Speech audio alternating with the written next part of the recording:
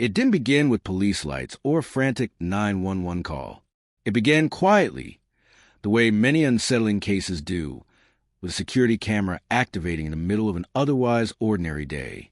The footage was short, grainy, and immediately disturbing.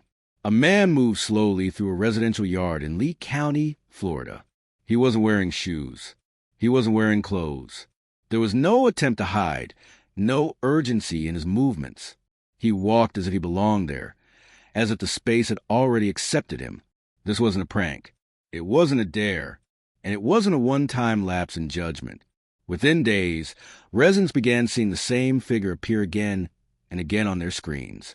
Different angles, different yards, the same man, always naked, always on property that wasn't his.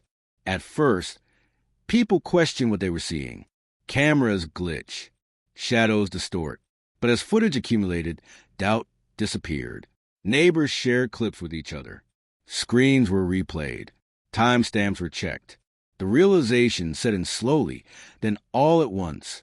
Someone was moving through their neighborhood with no regard for privacy, safety, or consequence.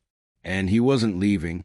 The areas affected included quiet residential communities, such as Iona and St. James City. Places where porches are screened, lawns are trimmed, and cameras are usually there for peace of mind. Instead, those cameras were documenting a pattern no one wanted to acknowledge. In at least one confirmed incident, the man entered a screen lanai, a space attached directly to a home. It wasn't a public walkway. It wasn't an open street. It was private property. By then, concern had escalated into fear. Parents began watching children more closely. Routines changed. People checked their cameras before stepping outside. The issue wasn't just nudity. It was unpredictability. No one knew what the man might do next or how close he might get. Law enforcement was contacted more than once. And still, the sightings continued. The man on the footage was eventually identified as Gennaro Anthony Rossiti. At the time of these incidents, he was in his early 30s. That information wasn't known to residents watching their screens in disbelief. All they knew was that the same person kept appearing uninvited, and that he seemed completely unbothered by being seen. What they couldn't have known yet was that Rossiti was not unfamiliar with the criminal justice system. Public records would later show a prior conviction for indecent exposure in Montana in 2017 and a trespassing arrest in Lee County in 2024. At the time of the incidents that brought national attention, he was reportedly on probation, but none of that was visible on the cameras. What was visible was behavior that didn't stop. As days passed, frustration grew alongside fear. Residents worried the situation was escalating. Some feared confronting him. Others feared not confronting him. The concern wasn't abstract anymore. It was immediate. Then came the moment when the situation shifted from passive observation to direct action. Rossiti was again spotted on private property. This time, neighbors confronted him. According to law enforcement reports, 2 older men attempted to restrain him as he tried to flee. During the encounter, Rossiti pushed at least one person, causing them to fall. This interaction would later be simplified online into a dramatic phrase, elderly men capturing a nude prowler. But the reality was more restrained. The residents did not arrest him. They attempted to hold him long enough for deputies to arrive. When law enforcement responded, deputies from the Lee County Sheriff's Office found Rossiti on or near a residence where he was not authorized to be. According to official statements, he resisted during the arrest. He was eventually taken into custody without serious injury. A search incident to arrest reportedly uncovered drug paraphernalia, and deputies noted behavior consistent with substance use. These observations would later become part of the formal charges. Gennaro Rossiti was booked into the Lee County Jail on multiple counts, including burglary, criminal mischief, battery, resisting without violence, possession of drug paraphernalia, and violation of probation. Sheriff Carmine Marquino publicly stated that his office intended to pursue the harshest penalties allowed under the law. For the residents who had spent weeks watching their cameras with growing unease, the arrest brought relief. But for investigators, it raised a deeper question, because the footage didn't just show a man wandering naked through yards. It showed a pattern that had unfolded slowly, in full view, long before anyone could stop it. And by the time the handcuffs closed, the cameras had already recorded more than enough to make one thing clear. This wasn't sudden. It had been building. The footage didn't arrive all at once. It accumulated quietly, clip by clip, camera by camera, until it formed something unmistakable. At first, the videos were isolated. A single security camera captured a naked man crossing a yard. Another showed him near a driveway. Each clip on its own could have been dismissed as a bizarre one-off, an incident unlikely to repeat. But repetition is what stripped away doubt. Residents began comparing timestamps. Different homes, different streets. The same man, always unclothed, always uninvited. As neighbors shared footage with one another, it became clear that the sightings weren't random in time or place. The man appeared during early morning hours and daylight hours, moving through residential areas where families live, where doors were unlocked, where people assumed they were safe. The behavior followed no obvious route, but it followed a pattern. He didn't rush. He didn't hide. He walked deliberately, as if the boundaries around him simply didn't apply. In some recordings, he passed close enough to homes that details were visible, his posture, his pace, the fact that he made no attempt to cover himself. In at least one confirmed incident, he entered a screen lanai attached to a home, a space meant to be private, protected, and separate from the outside world. That detail changed how residents understood what was happening. This was no longer someone wandering a public street. This was intrusion. As complaints reached law enforcement, deputies began to realize they weren't dealing with a single report, but with a growing number of them. According to local reporting and sheriff's office statements, multiple calls had come in describing the same individual, engaging in similar conduct across different neighborhoods in Lee County. The cameras had done something crucial. They connected the dots. Without them, each incident might have remained isolated, untraceable, easy to overlook.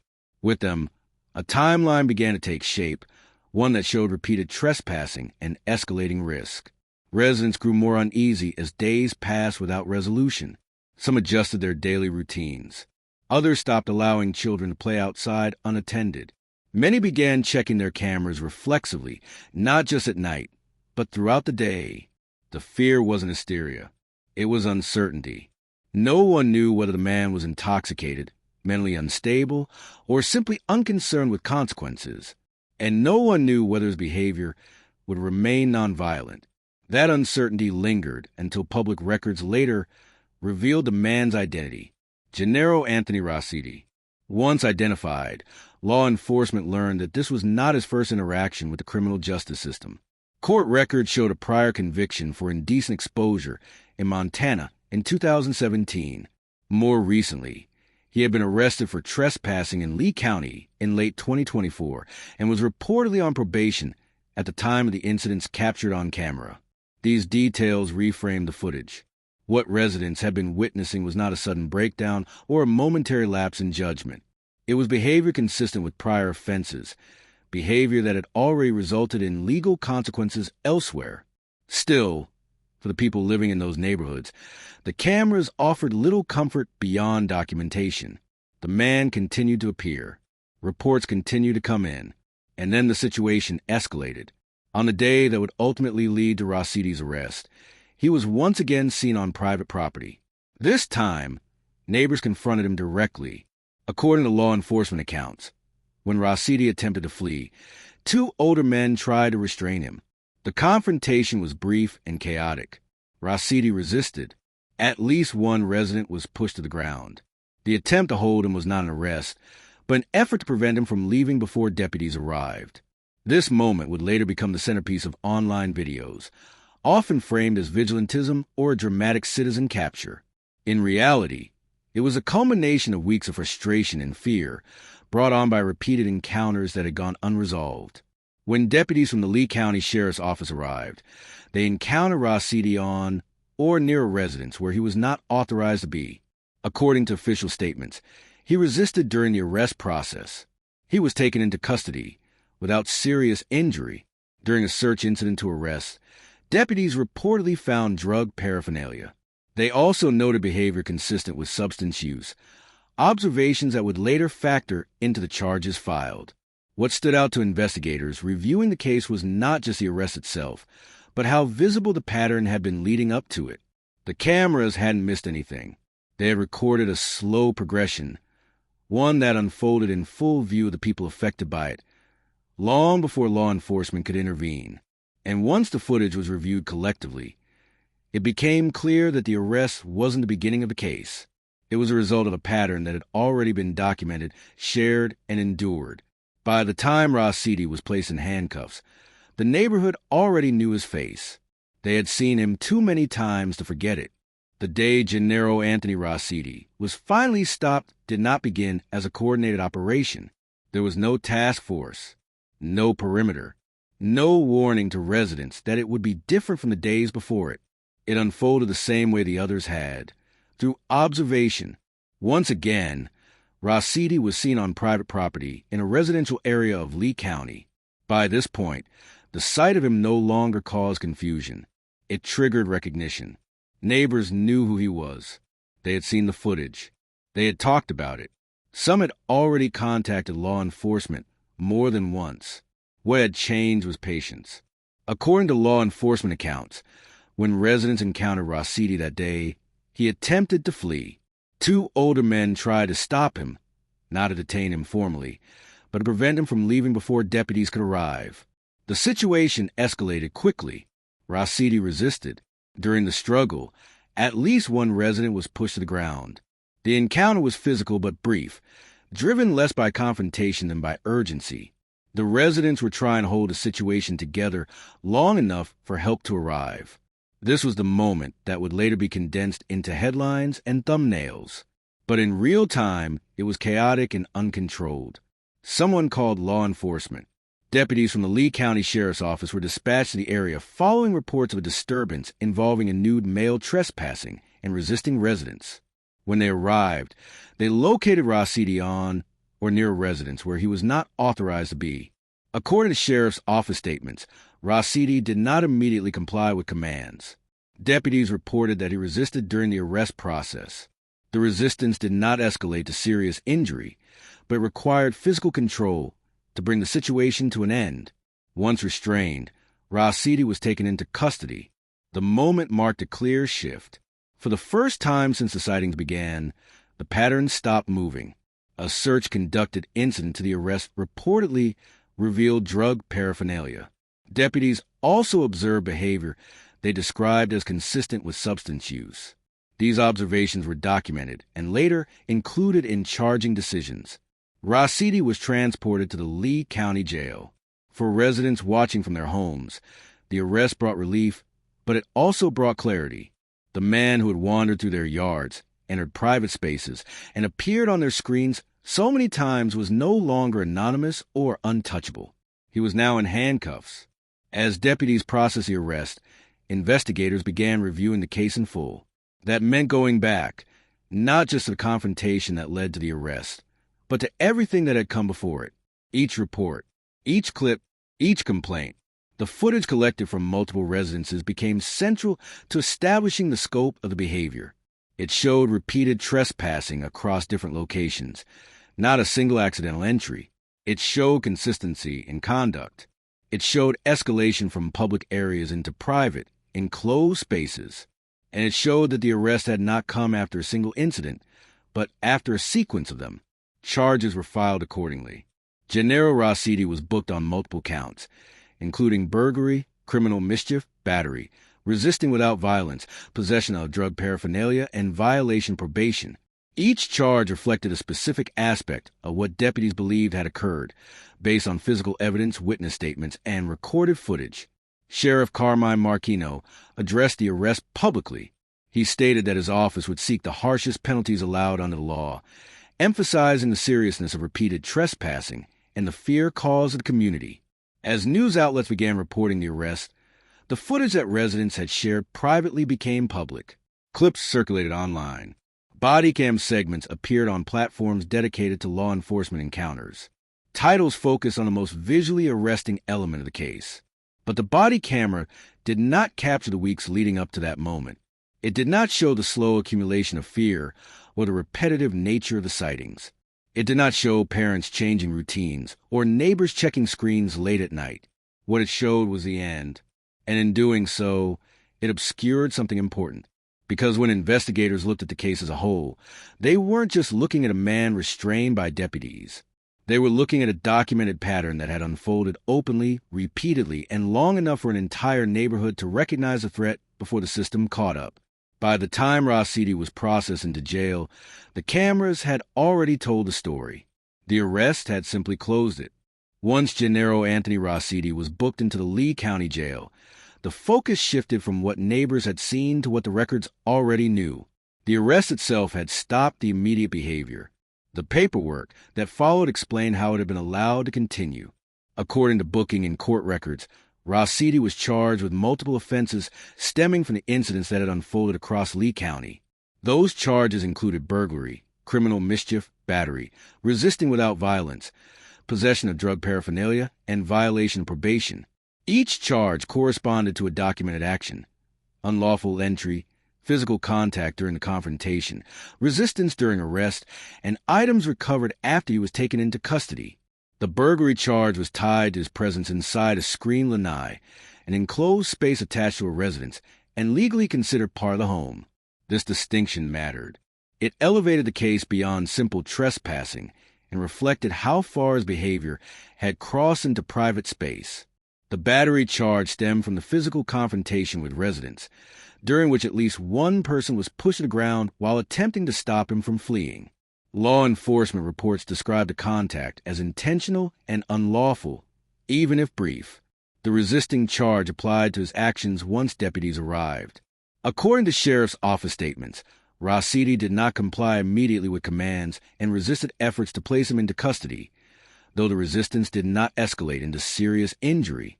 During a search incident to arrest, deputies reported locating drug paraphernalia. This discovery added another charge and reinforced observations they had made about his behavior at the scene.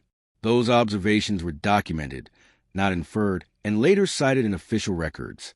The probation violation charge carried particular weight. Public records showed that Rashidi had been arrested for trespassing in Lee County in late 2024 and was on probation at the time of the nude prowling incidents. That meant his presence on private property was not only unlawful, it was a direct violation of court-ordered conditions meant to prevent repeat behavior.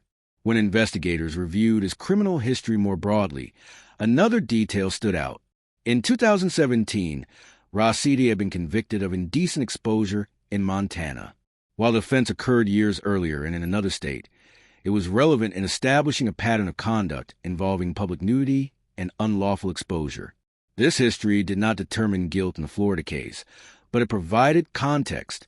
It showed that the behavior captured on cameras in Lee County did not emerge without precedent. Sheriff Carmine Marquino addressed the arrest publicly, stating that his office would seek the harshest penalties allowed by law.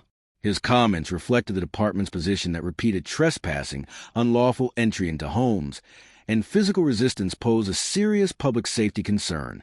As the case moved through the system, the footage that had alarmed residents became evidence. Surveillance clips from multiple homes were reviewed to establish timelines and confirm locations. Each video reinforced the same conclusion.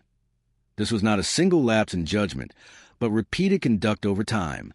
The legal framing of the case centered on escalation. The charges were not based solely on nudity. They were based on entry into protected spaces, physical confrontation, resistance to deputies, and violation of probation. The nudity explained why residents were alarmed. The actions explained why the charges were serious. For the people who had lived with the situation unfolding in front of their cameras, the records confirmed what they had already suspected. This was not accidental. It was not misunderstood. And it was not brief. The legal system was now addressing behavior that the neighborhood had been forced to endure long before handcuffs were applied. And yet, even as the case advanced, one reality remained uncomfortable. The cameras had captured everything. The reports had been made.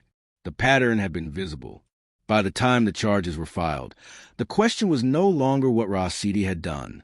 It was how many chances he had before it finally stopped. When Gennaro Anthony Rashidi was taken into custody, The immediate threat ended.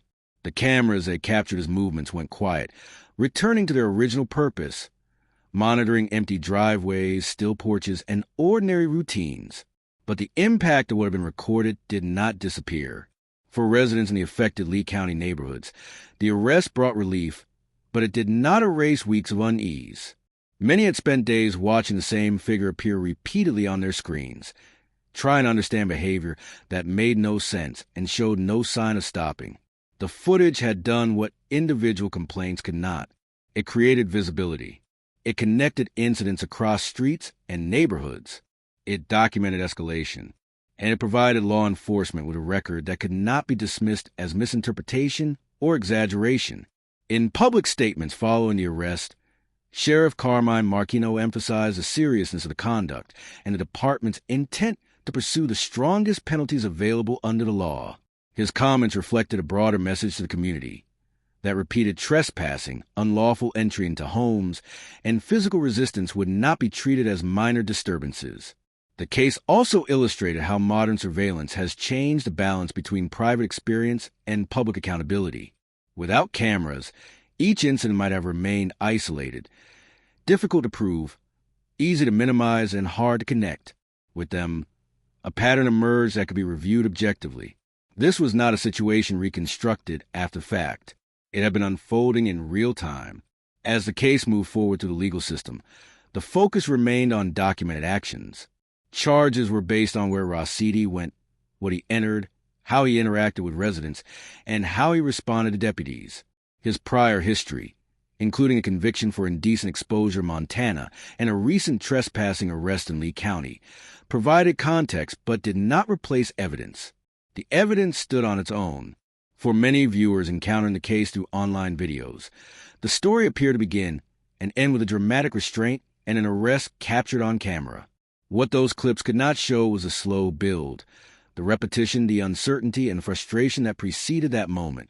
They could not show how long residents waited, or how many times the same man appeared before the situation reached a breaking point.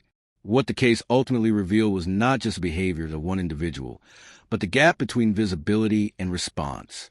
The warning signs were present, the documentation existed, and still, it took time for the pattern to converge into action.